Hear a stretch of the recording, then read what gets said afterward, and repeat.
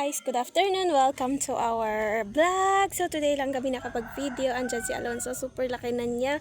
And today is 2 years old na si Alonso. Ay magtutuna siya sa May. So ayan, eto na nga pala yung aming pangarap dati pa. Matagal ko ng pangarap talaga na magkabahay kami. Pero this is it na guys. Kahit hindi pa tapos, paunti-unti lang dahil wala nga tayong panggasto. So, pero full ano ito siya, full concrete ito siya. So ayan, full ko na yan siya. So kasi ano naman, mangarap man lang tayo.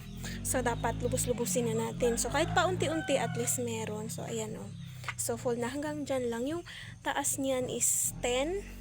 Oh yeah, 10 lang yung ano niya, 10 lang yung taas niya. Tapos ito pa lang yung unahin ng kapatid ko, yung kwarto namin para yung ano diyan, yan oh, yung lumang bahay diyan para matanggal na namin yan. Kasi tatanggalin namin yan, papawiring ko pa yan kasi nga kailangan tanggalin yan kasi makuha pa namin yung kalahati diyan. So diyan pa yung hanggang dyan pa yung karugtong ng aming bahay ni So. So sobrang excited yung mga bata. Si Angelo umaga-umaga pagkagising niya. So tinatanong niya kung tapos na ba daw yung bahay niya. So sabi ko hindi yun matapos agad ganun. Sabi ko nasa kanya tumulong ka. Tapos ayun magbubuhat-buhat siya ng mga ano ng mga hollow blocks. Pero tumutulong ako dito. Minsan nga, kasi gusto ko talaga, ito yung pinaka gusto ko, yung pangarap ko. So, tumutulong-tulong ako magbuhat ng hollow blocks doon. So, may mga nabuhat ako dyan, ilang piraso. Pero itong una talaga, nung una, 200 yung nabili ko lang. So, binuhat-buhat ko talaga yun galing dun sa kalsada. Tapos, ayun, hindi na nila magawa. So, bukas siguro, magbubuhos na sila ng ng haligi. So, wala pang buhos yung mga haligi niya. Ayan o. Ayan, sa butas pa. Wala pang buhos yan. Wala pa. Hi! Say hi ko, ang bibihan ko. Antok yan siya. Hindi yan siya masyado natulog kanina. Hey, say hi na ikaw. Hi. Na ikaw. Behave man ang baby na yan. Behave man yan. Bakit? Okay ka lang, nak? Okay ka lang. Antok ito ba? Antok ka na? Lutuan na kita ng ulam mo. Lutuan na kita ng ulam. So, see you later. Guys, ayun, nandito kami sa kusina ni Alonso. So, nagluto ako ng para sa agahan namin. Di pa kami niya kakain. So, alas 8 na ng umaga. Wala pa kaming kain. Pero, ayan yung bata nagtindi. Tapos, nagsaing na ako ng marami. Kasi nga, merong nandun si, nagre-repair sila. Nagre-repair. So, gumagawa ngayong araw. Sila kuya doon sa bahay namin na pinapagawa. So, nagbubuo sila ng ng poste namin. Tapos, nagluto na ako ng ng pagkain namin para kung abutin man yan ng tanghali, so abutin na ng tanghali. So, wala pa kaming ulam. So, balak ko magluto ng ampalaya. So, may isang ampalaya pa ako natitira dyan. So, haluan ko ng itlog. Tapos, hindi ko ngayon pala pupunta pa ako ng ng palengke kasi dumating na yung binili kong pang welding kasi nga kailangan kong bumili ng welding kasi kesa magpaarawan ako, so malaki yung gastos ko. So ganun pa rin kung magkano yung gastos ko dun sa kung magkano yung paarawan ko sa magpa-welding. So ganun pa rin, bili ko na lang para magamit pa namin ng paulit-ulit yung welding machine. Tapos maano pa namin, na pagkakitaan pa namin, baka mayroong magpapagawa ng mga magpa-welding, mga ganun-ganun. So, pwede na yun gamitin namin. Tapos, may mga na yun. Kasama na yung, bumili din ako ng mga sander, ng drill, para kasama na yung pangkabit ng scene namin. Kasi, yan siya, steel trash yung ilalagay namin dyan. Kasi kung kahoy, masisira siya mga ilang taon. So, kailangan siyang papalitan.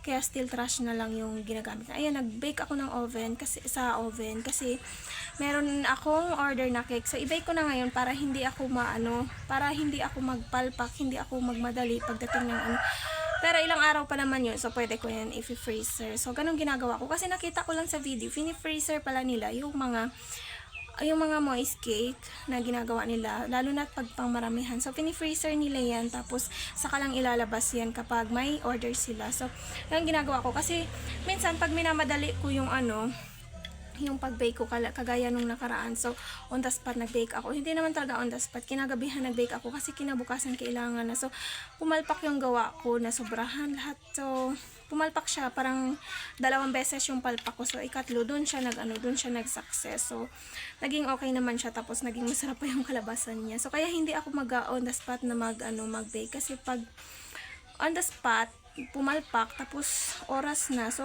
kailangan ko pang ulitin. So, meron pa yung isa. On the spot ko siyang binake. Tapos, ano siya, pumalpak. Tapos, inulit ko. So, hanggang sa anong oras na 11 nila kunin, 9 na nakasalang pa rin sa oven. Tapos, ang ginawa ko, finracer ko siya. And then, bago ko nilagyan ng frosting. Pero, mainit pa rin talaga yung loob niya. Natutunaw yung frosting niya.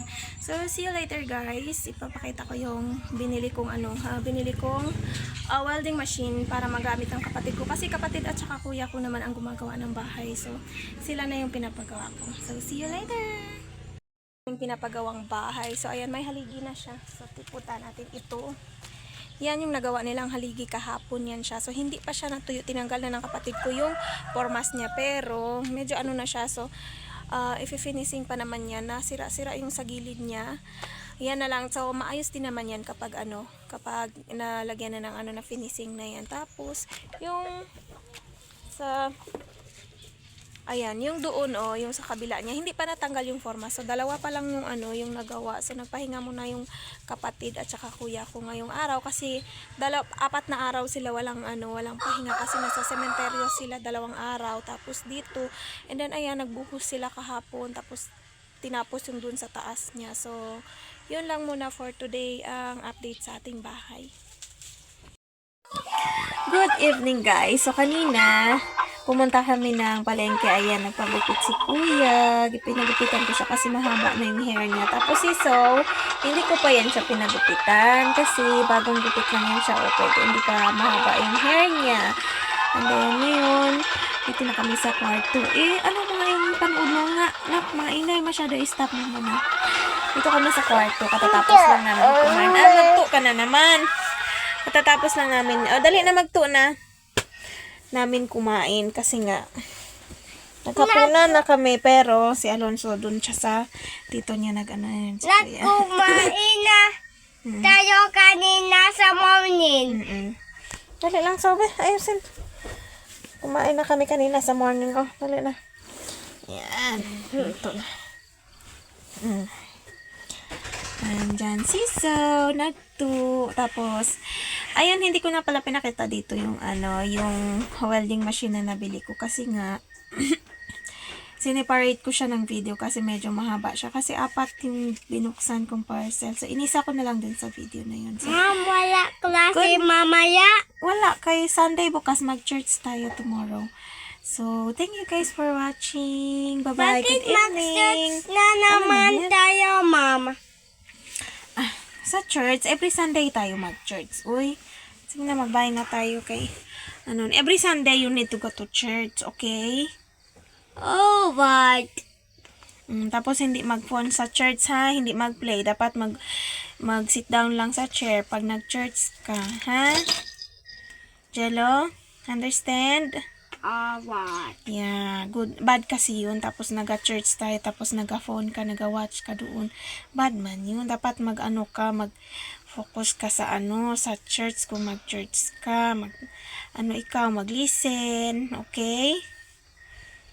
Say bye na. Bye, guys.